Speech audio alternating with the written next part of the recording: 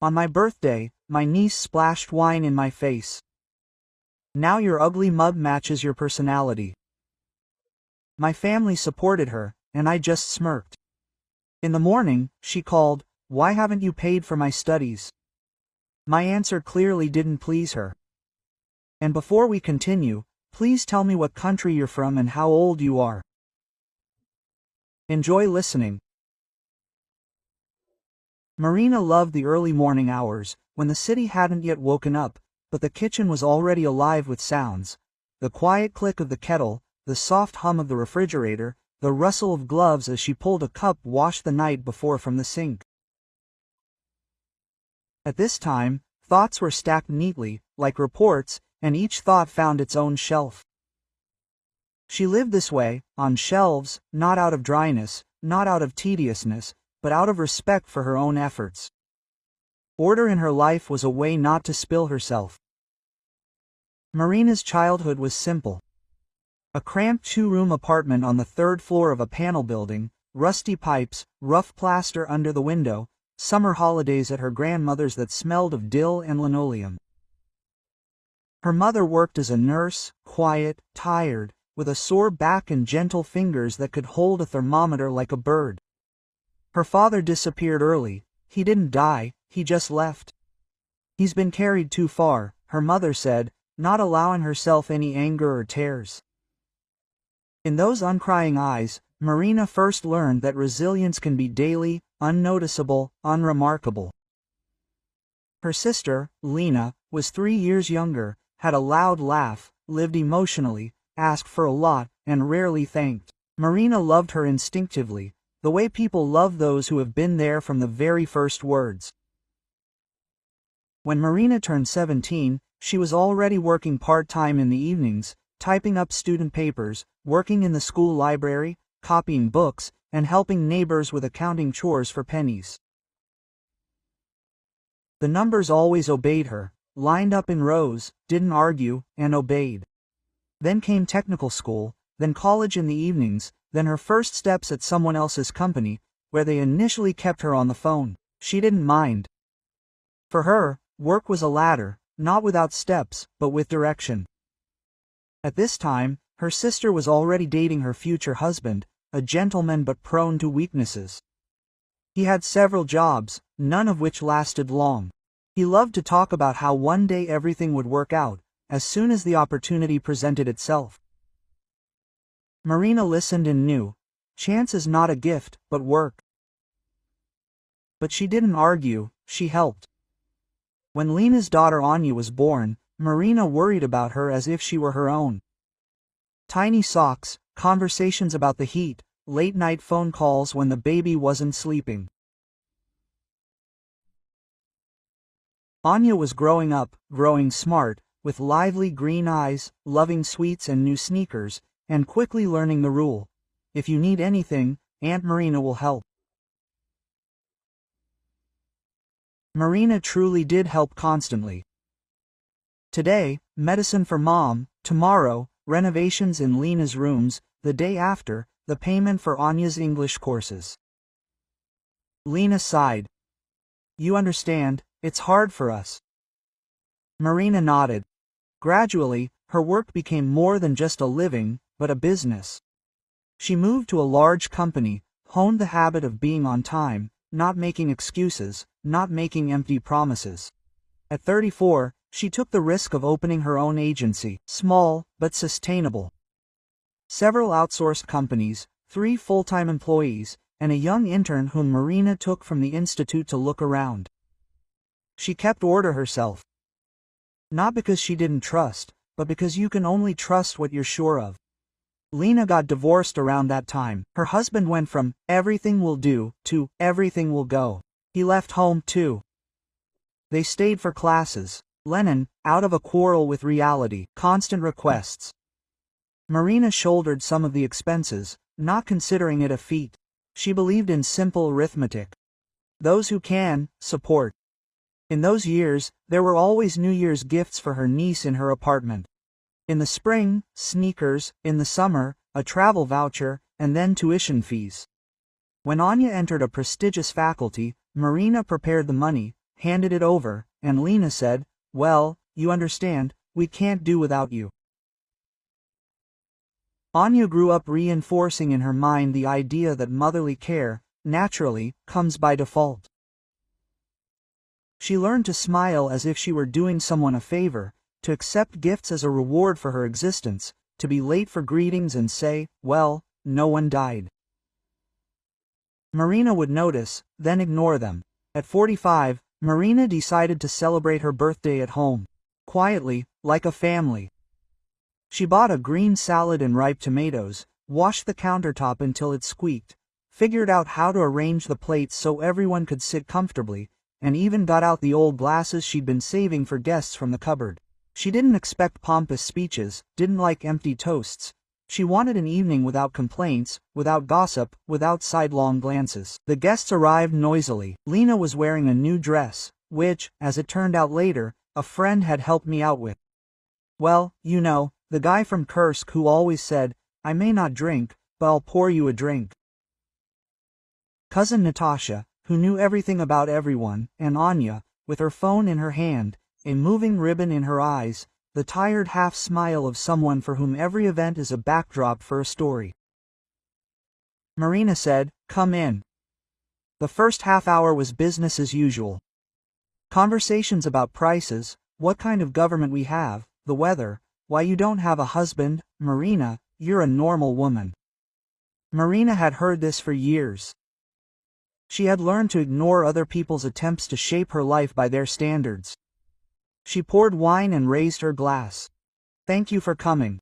And at that moment, Anya stood up and, as easily as lifting a leg from a stool, lifted her hand holding the glass. "Well, Auntie, congratulations," she said loudly, so that it could be heard from across the table and outside the window. "You've been pretending to be perfect for so many years, but inside you're rotten. Let there at least be honest on the outside." Quote, and, looking Marina in the eyes, he splashed the wine in her face. A second stretched like rubber. The wine ran down her skin to her chin. It stuck and dripped onto her dress, leaving a spreading stain on the gray fabric, like a rose. The air hung in suspense. What will happen? Marina heard someone chuckle, Natasha whisper, "Well, you're a real giggler." Lena said, "Anka has a temper." No one offered a napkin, no one said, "Stop it." No one came between them. Marina took one herself, patted her cheeks, wiped her lips, straightened her hair, and smiled a small, almost invisible smile. The weather inside her changed. As if hot July had turned into dry October in a single gust of wind. She saw everyone clearly, not in the details, but in their essence. It wasn't anger that came, but clarity. "Sit down," she said quietly to Anya. "We're eating." The conversations continued, but on a different level. Higher, more nervous, louder. Marina stood up, collected the empty plates, and carried them to the kitchen as if nothing had happened. That night, when the house was emptying, a few half-eaten apples lay on the table, along with the word "greedy," dropped by someone as they left. Marina swept up the cupboard, removed the tablecloth, and soaked it in cold water. In the morning, the phone rang early before coffee, before the first news. Anya was on the screen. Her voice was cheerful, sharp, like a cold shower. "Auntie, hi, why hasn't the money for the semester arrived? Today is the deadline. They already wrote to me that the payment didn't go through. What's the joke?" "It's not a joke, Anya," Marina said evenly. "It's a decision. I won't pay for your education anymore." "What?" Her niece immediately switched to whiskey without a pause. "Are you nuts? I have classes, exams, everyone else is fine. What do I owe you?" "Did you promise?" "I didn't promise anything. I helped you for a very long time, but yesterday I realized my help became not gratitude for you, but a tool. You decided that I was a wallet, not a person. From this day on, no. You will ruin my life," Anya shouted. As if life were still a foreign thing that could be ruined by turning it inside out. "You will regret it." Quote. "That's also your right to think so," Marina replied and hung up. The silence in the kitchen became thick. She sat up, propping her head on her hand, and for the first time in many years felt neither guilt nor fatigue, but lightness, as if an unnecessary closet had been removed from the room. There was more air. Her sister called almost immediately. "What have you done?" Lena began her greetings with an accusation. The girl was in shock. "Do you feel sorry?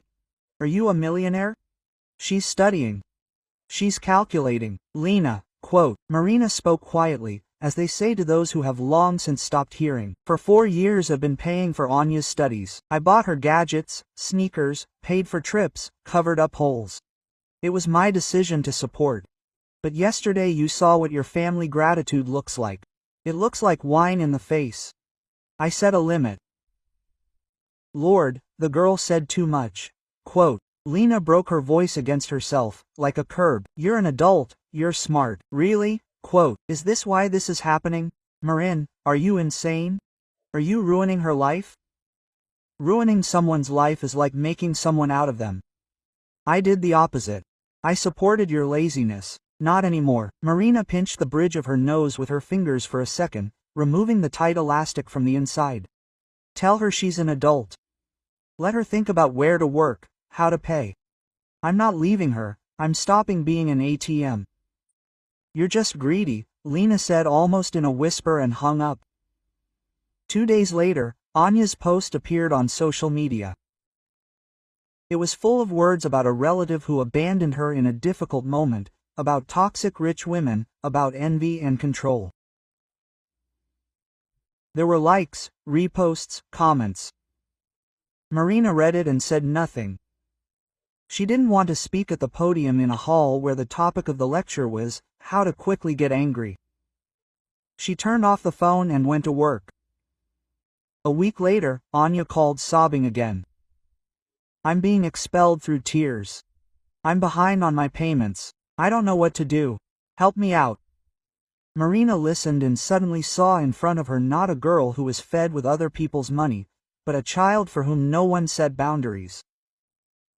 She felt pain for everyone, but pain is not a reason to reverse a decision.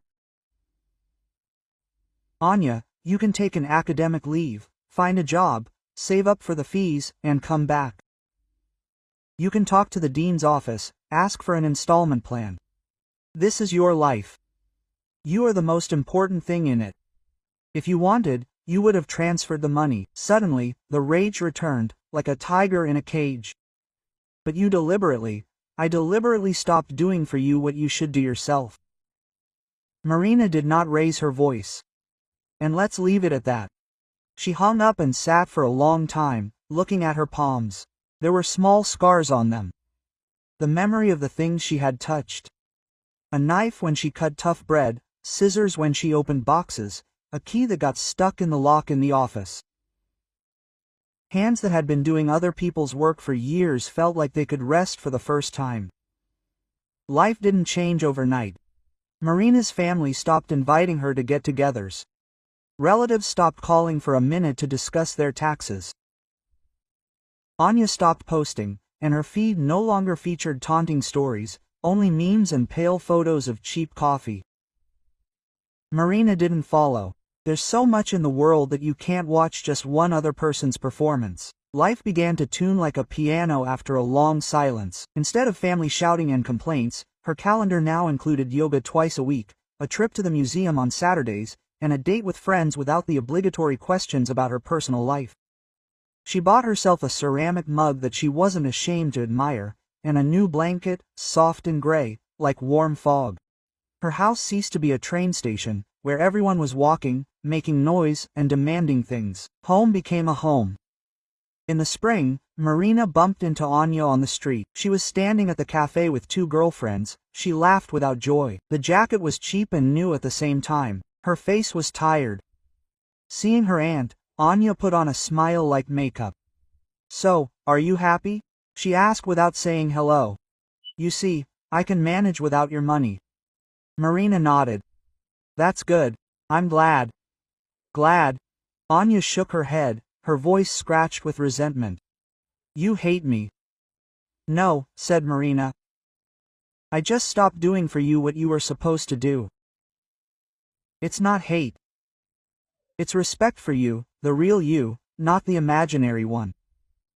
You think you're a saint, Anya said, like a diagnosis. In fact, you're just an adult, Marina suggested. This word, it's not evil. You'll need it too. They stood for a few seconds, as if on a road marking, then Anya turned away, buried her face in her phone, and Marina walked on. There was no residue left in her soul, only a warm conviction. Everything is going where it should. Time did its job. Anya got a job in a cafe, then left, then returned to the university, this time to a different department. Simpler, closer to reality. Lena called a couple of times, starting with she finished incoherently. They argued less, as if both sides had forgotten why. Marina's bureau was growing. She didn't like publications, but one day she wrote a column not about accounting, but about boundaries, about how kindness without limits turns a kind person into a trough, and a non-kind person into a parasite. About how no can save just as much as yes. About how a timely refusal is more honest and fair than an endless okay, behind which anger brews. On her next birthday, she wasn't expecting any relatives. She bought good ham, ripe pears, a new cake, small, neat, with cream, which didn't need to be justified by a guest list. Coworkers came, 2 clients who had become friends over the years, and a neighbor, Baba Nina, from whom Marina had collected mail a couple of times, and once a cat from the windowsill when it fell. They spoke quietly, laughed, told stories without winners, and vanquished. At some point, Sasha's colleague stood up and made a simple toast. To a person who knows how to say no at the right time and yes to those who truly need it. Marina laughed. She felt as if something inside her had stopped pounding with anxiety, and music had taken its place. Quiet, even. Anya called a month later. Auntie. The voice was unfamiliar, as if from another body. I got an administrative job at the printing house. It's not my dream, but I'm learning. I like being on my own. I wanted to say thank you. Quote. Marina was silent for a second, and then said, I'm glad. If you ever find yourself in trouble, and you don't ask for money, come over. Come talk. Quote. I was afraid, Anya admitted, to mock. What will you say? I told you so. I have no reason to mock, said Marina. I have enough work and warmth in my life, but I say what I think. You are stronger than you seemed. They chatted for 10 minutes about trifles. About the dean's office, about shift work, about printing presses that smell of ink so much that it makes your head spin. Marina smiled into the receiver. This was not reconciliation, it was growing up. Not only Anya's, hers too. Lena called later and started as always. So, how's yours? She stopped short. Niece, are you worried? No, Marina answered. I'm just living. My sister sighed. Sometimes I envy you. You can do everything. And I always try and fail. You don't fail, said Marina. You just often want someone to do it for you. And you find someone to do it, but then you feel bad because you don't. Try it differently. You talk like a teacher, Lena grumbled, but without malice. Okay, we'll come over on the weekend, if possible. Yes, you can, said Marina. On Saturday, they came together, Lena and Anya. The bell rang cautiously, as if someone fragile lived in the house. Marina put the kettle on and took out the pie. They sat at the table and had a simple conversation about the renovations in Lena's rooms, about the freezing windows in winter, about Anya waking up on her own without an alarm clock, for the first time in her life. Lena opened her mouth a couple of times to say something convincing, but always closed it. Closer to evening, when the tea had cooled and the conversation, on the contrary, warmed up, Lena said, I was at your birthday party then. She was surprised that her voice trembled. I was glad it wasn't me, that it wasn't to my face. I'm bad. You're ordinary, said Marina. And that's normal. It's normal to be ordinary. It's bad to be thoughtless. These are different things. Lena nodded. Anya said quietly. I didn't know how to talk to you, Auntie. I'm used to demanding. I thought that was intimacy, but it turned out to be parasitism. Forgive me, I'm not a judge. I have no verdict, said Marina. They sat. Soft snow was falling outside, settling on the windowsill in a thick layer, like a white towel. The city froze, reminding that silence is not emptiness, but a container. Marina thought that long years of boundless love had made her a nurse for other people's weaknesses, and refusal became a pill, bitter, but healing.